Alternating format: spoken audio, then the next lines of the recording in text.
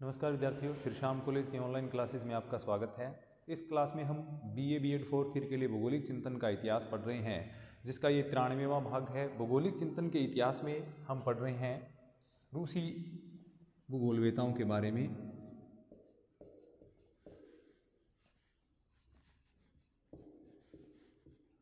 या रूसी भौगोलिक विचारधारा।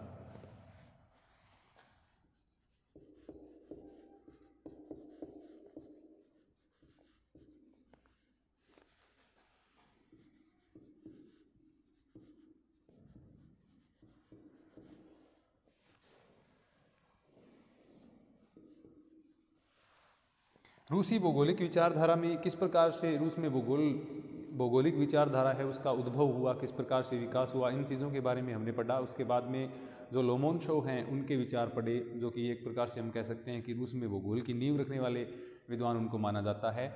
उसके बाद में आगे हम जो अगले विचारक हैं उनके बारे में पढ़ेंगे, जिनका नाम है डोकुचायेव।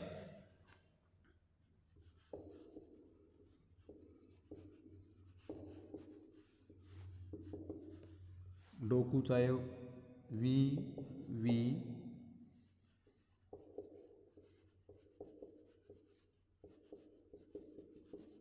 डोकुचायेव इनका नाम है। डोकुचायेव का जन्म है वो 1846 में हुआ था। 1846 में इनका जन्म हुआ।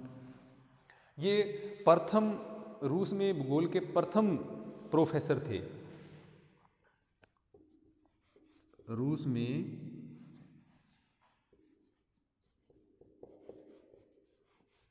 भूगोल के प्रथम प्रोफेसर थे, जिनकी नियुक्ति हुई थी जो सेंट पीटर्सबर्ग विश्वविद्यालय में इनकी नियुक्ति हुई थी। सेंट पीटर्सबर्ग विश्वविद्यालय। तो सेंट पीटर्सबर्ग विश्वविद्यालय में नियुक्ति पाने वाले ये प्रथम प्रोफेसर थे रूस के। उन्होंने विशेषतः इनके द्वारा जो सॉइल साइंस है, या हम कह सकते हैं मृदा विज्ञान जो है, मृदा विज्ञान में इनका विशेष योगदान रहा है। मृदा विज्ञान में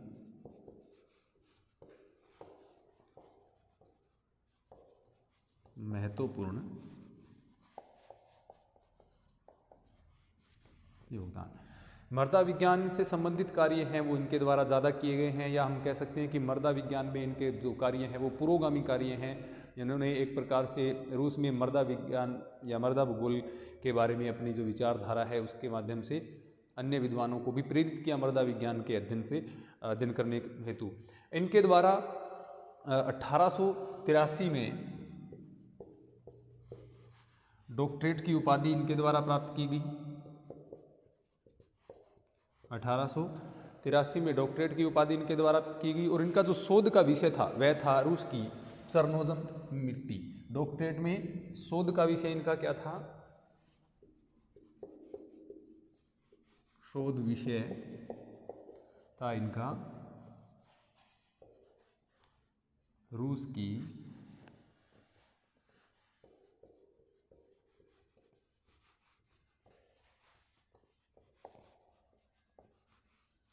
चरनोजम मिट्टी, चरनोजम सॉइल ऑफ रशिया। तो ये इनका जो शोध का इनका विषय रहा था, चरनोजम सॉइल्स ऑफ रशिया। तो इससे इन्होंने डॉक्टरेट की उपाधि प्राप्त की। उसी वर्ष इसका प्रकाशन भी हो गया था। 1883 में ही इनके इसका जो शोध पत्र है इसका प्रकाशन हो गया था, और इनके द्वारा रूसी जो भूगोल अकादमी है उसमें जो भूगोल विभाग था उसमें आर्थिक भूगोल के प्रोफेसर के रूप में ये नियुक्त थे। कहाँ पर? रूस की भूगोल अकादमी में आर्थिक भूगोल के प्रोफेसर नियुक्त थे। ये कहाँ पर? भूगोल विभाग जो रूसी भूगोलिक अकादमी में स्पेशली था उसके अंदर ये कार्यरत थे। उनके द्वारा प्रकाशित जो महत्वपूर्ण पुस्तकें हैं उनमें सबसे पहली तो यही है, जो रूसी चरनोजम मिट्टी 1883 में जो प्रकाशित हुई। उसके बाद में रूस की वनस्पति पर इनके द्वारा एक ग्रंथ लिखा गया। दूसरा कौन सा है? रूस की वनस्पति। ये दूसरा इनका महत्वपूर्ण ग्रंथ रहा है। उसके बाद में तीसरी जो पुस्तक है वो है प्राकृतिक संसाधनों का आर्थिक मूल्यांकन। प्राकृतिक संसाधनों का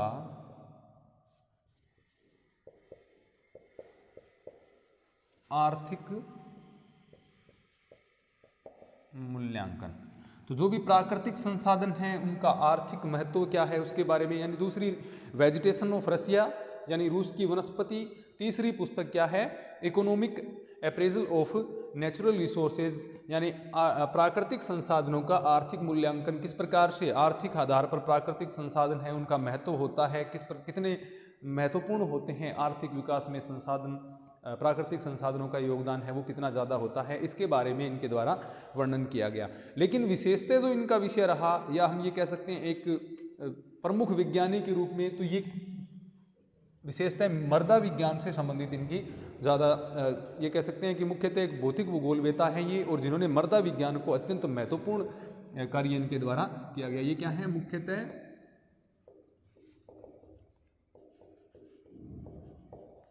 भौतिक भूगोलवेता यानी भौतिक भूगोल से संबंधित इनके कार्य रहे हैं, और विशेषतः उसमें भी किसके ऊपर इनके कार्य किया गया है, वो इनके द्वारा मृदा के ऊपर ज़्यादातर इनके द्वारा कार्य किया गया। मृदा से संबंधित या मृदा भूगोल में, मृदा विज्ञान में हम कह सकते हैं इनके द्वारा अत्यंत महत्वपूर्ण पुरोगामी कार्य हैं वो किए गए हैं। उन्होंने अपने शोध निष्कर्ष में रूस में जो किस प्रकार से मृदा का निर्माण हुआ है उसके बारे में बताया। इन्होंने बताया कि मृदा की निर्माण की जो प्रक्रिया है उसमें भिन्नता के कारण ही इसमें क्या होता है, परतों का निर्माण होता है।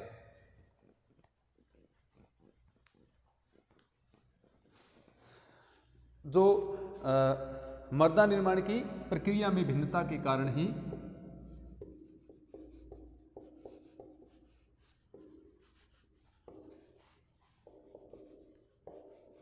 प्रक्रिया में भिन्नता के कारण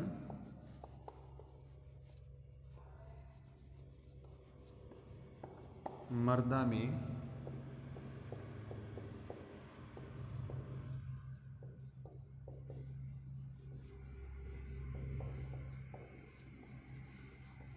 परतों का निर्माण होता है। यानी मृदा निर्माण की जो प्रक्रिया है उसमें बहुत सारे कारकों का प्रभाव होता है। तो प्रत्येक स्थान पर जो मृदा निर्माण की प्रक्रिया है उसमें जैसे कि आधारभूत चट्टानें हैं, उसके अलावा उनकी आधारभूत चट्टानों की संरचना है, प्रक्रम जो हैं कौन कौन से उसमें कार्यरत हैं, उसके अलावा जलवायु कैसी है, प्राकृतिक वनस्पति क्या है वहाँ की, उसमें समय कितना लग रहा है उस प्रोसेस में, वो सारी चीज़ें हैं वो मृदा निर्माण को प्रभावित करती हैं। और डोकोचाएव ने क्या बताया कि मृदा निर्माण की जो प्रक्रिया है उसमें प्राकृतिक प्रक्रिया में भिन्नता के कारण ही क्या है, मृदा की जो विभिन्न परतों का निर्माण इसमें होता है। तो इस प्रकार से मृदा निर्माण की प्रक्रिया में भिन्नता का कारण इनके द्वारा क्या बताया गया कि प्रक्रिया जो है उसमें भिन्नता है, उसके कारण मृदा में विभिन्न प्रकार की परतों का निर्माण होता है, जिन्हें हम निकट से देख करके पहचान भी सकते हैं। निकट से देख करके उनको पहचाना जा सकता है। 1846 से लेकर के 1903 इनका काल रहा है। तो मृदा निर्माण की प्रक्रिया में भिन्नता के कारण परतों का निर्माण होता है, जिनको निकट से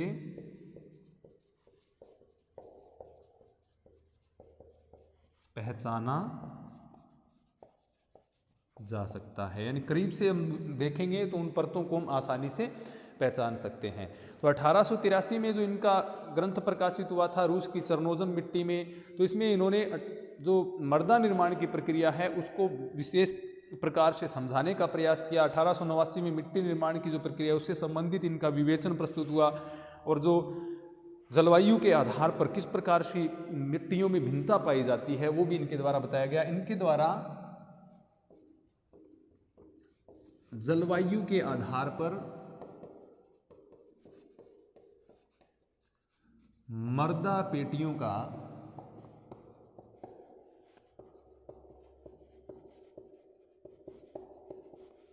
निर्धारण किया गया। जलवायु के आधार पर इन्होंने विभिन्न मृदा पेटियों का भी निर्धारण किया था। तो जलवायु के आधार पर मर्दा पेटियों का निर्माण किया। जलवायु का मर्दा के ऊपर प्रभाव क्या है, उन चीज़ों का भी इनके द्वारा विस्तृत विवरण है वो किया गया। डोकुचाएव ने यूरोपीय रूस के जो मैदानी भाग हैं वहाँ की जो मिट्टी है उसका विस्तृत विवेचन किया था। यूरोपीय रूस, जैसे कि हम जानते हैं यूरोप एशिया दोनों महाद्वीप में रूस का विस्तार पाया जाता है, तो उसी के कारण क्या है, इन्होंने अब जो रूस का जो यूरोप वाला भाग है उसमें जो मैदानी भाग है उनकी जो मिट्टियाँ हैं उनका इनके द्वारा विस्तृत विवेचन किया गया और उनके द्वारा ये निष्कर्ष निकाला गया था कि प्रत्येक मिट्टी के जो निर्माण की प्रक्रिया है वो क्या होती है, भिन्न भिन्न होती है। और उसी अब इसकी भिन्नता किसके कारण होती है, जैसे कि मूल सेल है, जलवायु, वनस्पति, समय की प्रक्रिया, जीव जंतु आदि का मौलिक योगदान इसमें होता है, क्योंकि मृदा निर्माण के ये प्रमुख कारक हैं। तो इनके योगदान से ही मृदा में भिन्नता देखने को मिलती है। तो इन्होंने मृदा से अध्ययन से संबंधित विभिन्न जो नवीन पद्धतियों का विकास इनके द्वारा किया गया और इनके द्वारा जो विकसित पद्धतियां हैं मृदा निर्माण की या मृदा की जो प्रक्रिया को समझने की, मृदा निर्माण प्रक्रिया को समझने की, वो आज भी इनकी पद्धतियां हैं वो काम में ली जाती हैं। तो ये था रूसी भूगोलवेताओं में डोकुचाएव का योगदान। अगले जो विद्वान हैं उनका नाम है जेरासिमोव।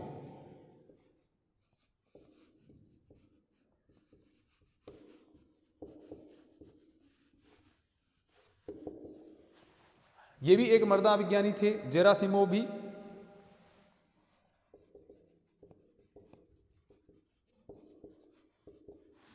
जेरासिमोव भी एक मृदा विज्ञानी थे और इनके द्वारा भी मृदा के ऊपर विशेषतः जो योगदान है वो दिए गए। पूरा IP जेरासिमोव। इनका जन्म 1905 में हुआ था। 20वीं शताब्दी के सबसे महत्वपूर्ण या प्रमुख रूसी भूगोलवेता हम इनको कह सकते हैं। भौगोलिक चिंतन के विकास में 20वीं शताब्दी में भौगोलिक चिंतन का विकास जो रूस में हुआ उनमें इनका सबसे महत्वपूर्ण योगदान माना जाता है। 1905 से लेकर के 1985 तक इनका काल रहा है, 1905 से 85 तक। जेरासिमोव जो हैं ये जो रूसी विज्ञान अकादमी जो है उसके अंतर्गत जो भूगोल विभाग है, यानी जो रूसी विज्ञान अकादमी जो कि मॉस्को में स्थित है उसके अंतर्गत जो भूगोल विभाग हैं उसके अध्यक्ष पद पर भी ये रहे हैं। उसमें इन्होंने विभिन्न सदस्यों के रूप में या भौगोलिक संघ के अध्यक्ष के रूप में भी इनके द्वारा कार्य किया गया। ये मूलतः क्या है, मृदा विज्ञान के विशेषज्ञ थे। मृदा विज्ञान के विशेषज्ञ। तो जेरासिमोव जो हैं वो भी मृदा विज्ञान के विशेषज्ञ थे। डोकुचाएव भी मृदा विज्ञान के विशेषज्ञ थे, उसी प्रकार से ये भी मृदा विज्ञान के ही विशेषज्ञ रहे हैं। तो इन्होंने रूस में भूगोल को एक विज्ञान के रूप में विकसित करने में महत्वपूर्ण योगदान दिया गया इनके द्वारा। अंतर्राष्ट्रीय जो भौगोलिक संघ है उनके भी प्रेसिडेंट के रूप में या अध्यक्ष के रूप में इनके द्वारा 1972 से लेकर के 76 तक इनके द्वारा कार्य किया गया। इनकी अनेक लगभग 500 शोध पत्र इनके प्रकाशित हुए हैं। 500 शोध पत्र इनके द्वारा प्रकाशित करवाए गए हैं। इसके अलावा 12 पुस्तकें भी इनकी प्रकाशित हुई हैं। तो एक महान रूसी विद्वान हम इनको कह सकते हैं। इनकी जो महत्वपूर्ण रचनाएं हैं उनमें से हम देखते हैं, सबसे पहली है सोवियत भूगोल, उपलब्धियां एवं कार्य। पहली है सोवियत भूगोल।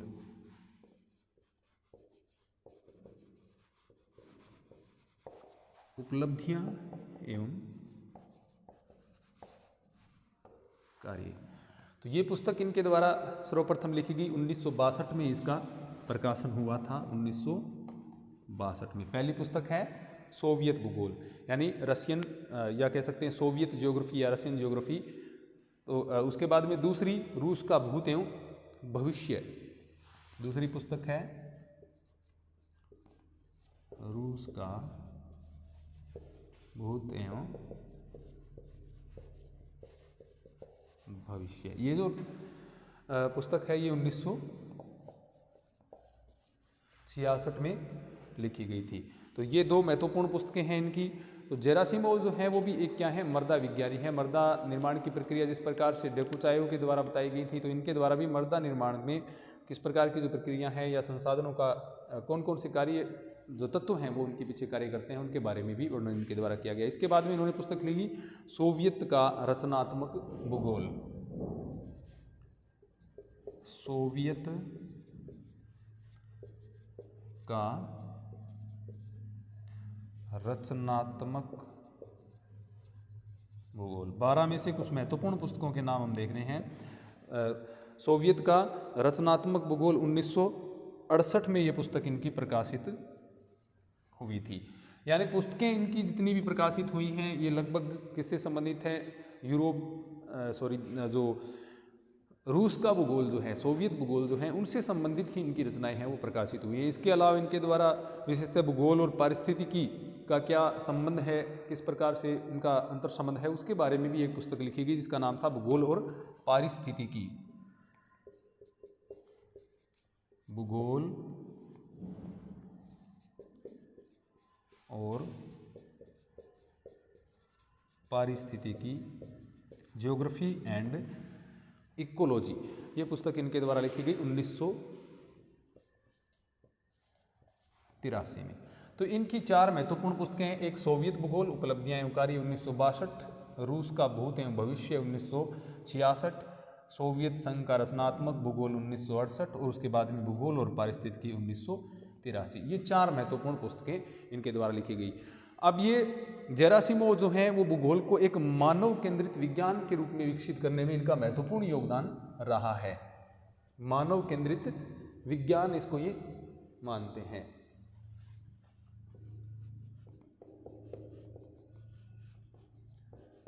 भूगोल को मानव केंद्रित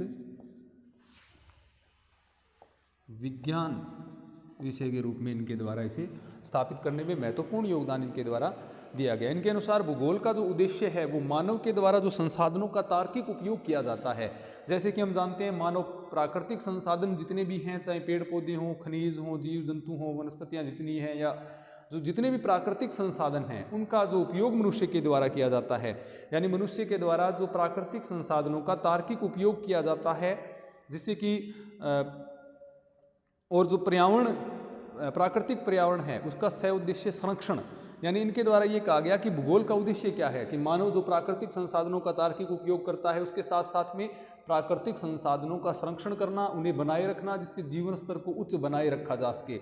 यानी जो हम संसाधनों का उपयोग कर रहे हैं उनको एक सीमा में उपयोग करें ताकि क्या है उनका संरक्षण भी किया जा सके, उनका संवर्धन भी किया जा सके और आने वाली जो पीढ़ियां हैं उनका जीवन स्तर भी उन संसाधनों के माध्यम से उच्च बनाया जा सके। यानी संसाधन को हम काम में भी लेवें, लेकिन साथ साथ में उनका संरक्षण भी करें ताकि भविष्य में भी उनको हम काम में ले सकें। ऐसे इनकी विचारधारा थी इनके द्वारा, यानी जिससे क्या है मानव जीवन स्तर में गुणात्मक सुधार हो और सामाजिक विकास का जो मार्ग है वो प्रशस्त हो, यानी लगातार हम सामाजिक विकास को प्राप्त कर सकें। अगर संसाधनों का हम अविवेक रूप से प्रयोग करेंगे तो उससे क्या होगा, संसाधन समाप्त हो जाएंगे और धीरे धीरे क्या होगा, जीवन स्तर में गिरावट होगी, क्योंकि संसाधनों के बिना जीवन स्तर है उसको उच्च नहीं बनाया जा सकता। उन्होंने मानव पर्यावरण के जो संबंध है उनका गहन अध्ययन किया, पर्यावरणीय समस्याओं और जो संकट है उनके प्रति जो जनसाधारण है और भूगोलवेता जो हैं उनमें जागरूकता फैलाने का प्रयास भी इनके द्वारा किया गया। जो पर्यावरणीय समस्याएं उत्पन्न हो रही हैं उनको हम किस प्रकार से दूर कर सकते हैं, मानव का किस प्रकार से उनमें योगदान है, किस प्रकार से उन पर्यावरणीय समस्याओं से हम निपट सकते हैं, उन सारी चीज़ों पर उन्होंने जनसाधारण का, न केवल जनसाधारण का, उनके साथ साथ में भूगोलवेताओं का भी उन्होंने ध्यान आकर्षित करने का कार्य है वो किया। इन्होंने यह भी कहा कि मानव अविवेकपूर्ण जो करते हैं उनके द्वारा पर्यावरण को प्रदूषित कर रहा है और जिससे क्या होता है धीरे धीरे क्या होगा, मानव जो पर्यावरण के जो विभिन्न घटक हैं वो प्रदूषित हो जाएंगे और मानव का जो जीवन स्तर है वो भी उससे प्रभावित होगा। तो विशेषतः इनके द्वारा जो प्रक्रियाएं बताई गई जिनसे कि पर्यावरण का जो स्तर है वो निम्न होता जा रहा है, उसमें सबसे पहली तो इनके द्वारा बताई गई खनन क्रिया से उत्पन्न प्रदूषण। नंबर 1, खनन क्रिया से उत्पन्न प्रदूषण। अब दूसरा, औद्योगिक जो कार्य हैं उनके द्वारा जो अवशिष्ट हैं उनसे उत्पन्न प्रदूषण आएगा। औद्योगिक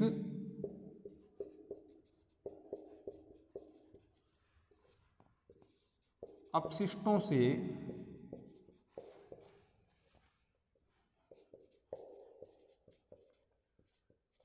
उत्पन्न